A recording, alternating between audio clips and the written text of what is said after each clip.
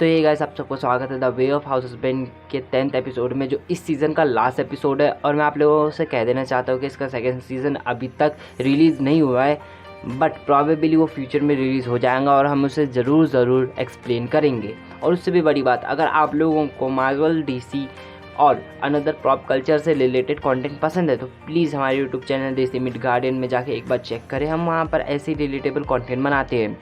और अब video start करते हैं। तो एपिसोड स्टार्ट होता है और हम लोग देखते हैं कि लैपटॉप में पुलिसर्स की सेल लगी हुई होती है।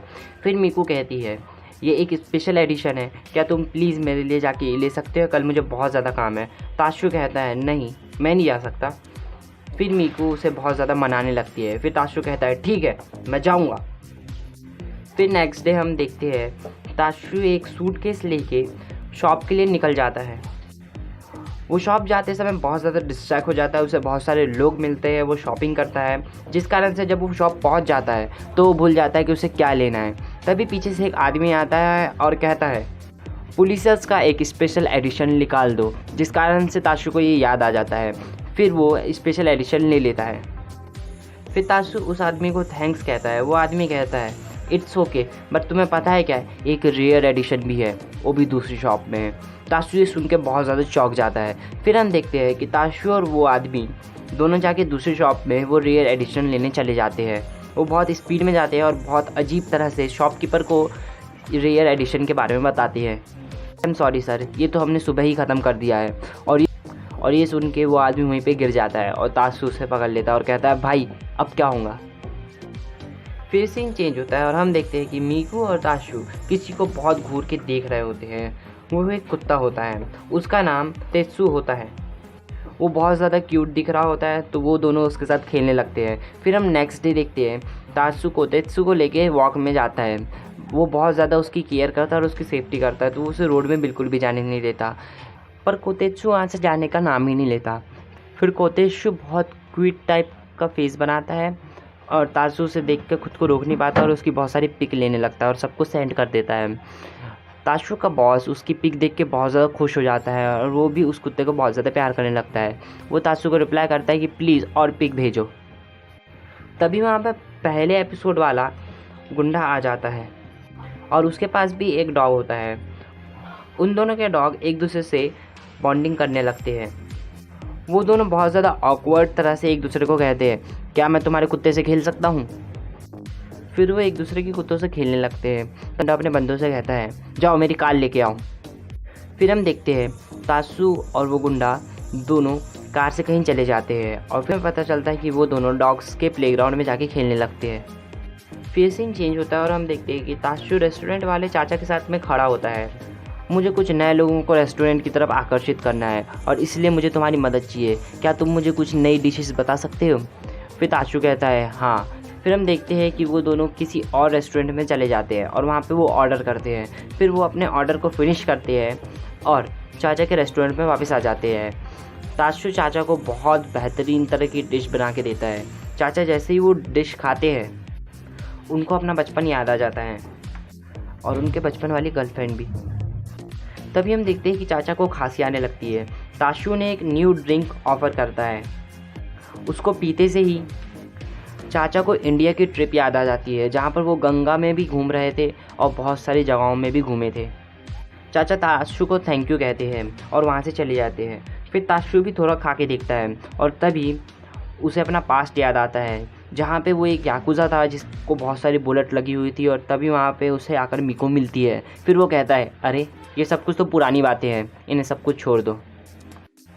फिर हम देखते हैं मासा और ताशु एक रेस्टोरेंट में होते हैं। अचानक से मासा के दांत पे दर्द देने लगता है और ताशु ये देख लेता है। ताशु ये देख के कहता है क्या तुम्हें कैविटी हो चुकी है। मासा कहता है अरे अगर मैं बॉस को हाँ कहूँगा तो बॉस मुझे ज़बरदस्ती डेंटिस्ट के पास ले जाएंगे। वो कहता है नहीं बॉस, बस मैंने कुछ 50 लोगों से कल रात में लड़ाई कर ली थी, जिस कारण से मेरे मुंह में लग गया है तो मुझे दर्द दे रहा है। ताशु कहता है 50 लोग। फिर वो दोनों बाहर आ जाते हैं। ताशु पूछता है क्या तुम रोज़ ब्रश करते हो। मासा कहता है जी बॉस, मैं तो रोज़ ब्रश करता हूँ। ताशु कहता है बस इससे सब कुछ नहीं चलेगा, तुम्हें ब्रश के साथ सारी चीज़ें करनी चाहिए। फिर वो कहता है कि तुम्हें डेंटिस्ट के पास में जाना ही होगा। फिर मासा अपने बचपन की स्टोरी बताता है। जब वो छोटा था तो उसकी मॉम ने उसे धोखा देख के डॉक्टर के पास ले गया था, वो भी डेंटिस्ट के पास में। तो वो जब से डेंटिस्ट के पास जाना बंद कर दिया था। और ये सुन के थोड़ा देर शांत रहता है और उसे खींच के पटक देता है और कहता है अब तो तुझे जाना ही पड़ेगा। वो डेंटिस्ट के क्लिनिक में पहुंच जाते हैं। फिर मासा डॉक्टर के साथ जाने लगता है और कहता है बॉस अब मैं इससे अकेले ही निपट लूँगा। फिर ताशु मन में कहता है नहीं, शायद तुम अकेले नहीं हो। फिर सीन चेंज होता है और हम देखते हैं मीकू और ताशु हॉरर मूवीज़ देख रहे होते हैं और फिर उसके बाद वो सोने चले जाते हैं।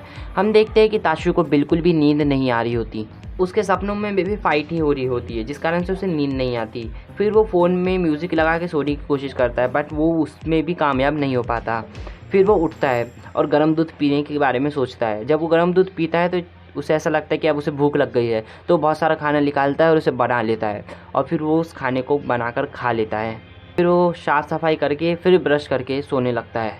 फिर भी उसे नींद नहीं आती और अचानक से उसे किसी की आवाज़ आती है और फिर हमें पता चलता है गिन अपने बेड पे पॉटी कर रही होती है। फिर सीन चेंज होता है, हम देखते हैं कि गिन छुपके से एक क्रो को देख रही होती है। क्रो कहता है हे तुम ये क्या कर रही हो, प्लीज़ मुझे ऐसे मत देखो। गिन कहती है वाओ मुझे तुमसे जलन हो रही है, तुम्हारे पास विंग्स है, तुम उड़ सकते हो। वो क्रो कहता है हाँ वो तो मैं उड़ ही सकता हूँ। गिन कहती है क्या प्लीज़ तुम मुझे उड़ा सकते हो मेरे ऊपर चंग के। क्रो कहता है नहीं मैं ऐसा नहीं कर सकता, तुम्हें मेरे नाखून गड़ जाएंगे।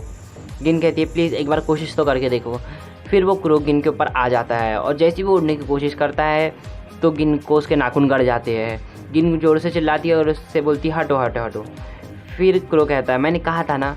फिर गिन कहती है चलो एक बार कोशिश करते हैं और इस बार जैसे वो उड़ने की कोशिश करता है तो गिन को कुछ ज़्यादा ही नाखून गड़ जाते हैं और वो कहती है भग जा यहाँ से, इसके कारण मुझे नाखून गड़ गए। क्रो कहता है इसमें मेरी क्या गलती है। यहीं पे ये एपिसोड ख़त्म हो जाता है। तो गाइस अगर आप लोगों को ये वीडियो अच्छी लगी तो प्लीज़ हमारे यूट्यूब चैनल को सब्सक्राइब करिए अगर आपने नहीं किया है, क्योंकि आधे से ज़्यादा लोग वीडियो देखते हैं बट सब्सक्राइब ही नहीं करते और ये चीज़ बहुत ज़्यादा दिल में लगती है। और अगर आप लोगों ने सब्सक्राइब कर लिया है तो प्लीज़ हमारी वीडियो को लाइक कीजिए और एक बेहतरीन वाला कमेंट कीजिए जिससे हमारी रीच थोड़ी बढ़ जाए, क्योंकि हमारी रीच बहुत ज़्यादा ख़राब चल रही है। और मैंने तो आप लोगों को बता ही दिया है कि अगर आप लोगों को मार्वल्स, डीसी और अदर पॉप कल्चर से रिलेटेड कंटेंट पसंद है तो प्लीज़ देसी मिड गार्डन में आइए, अपना मनोरंजन कीजिए और हमें सब्सक्राइब, लाइक और सब कुछ ठोकिए। आप लोगों को बता दूं कि अब एक नया एनीमे आने वाला है तो प्लीज़ हमारे यूट्यूब चैनल में बने रहिए। अब मिलते हैं आप लोगों को किसी और एनीमे में जल्द से जल्द।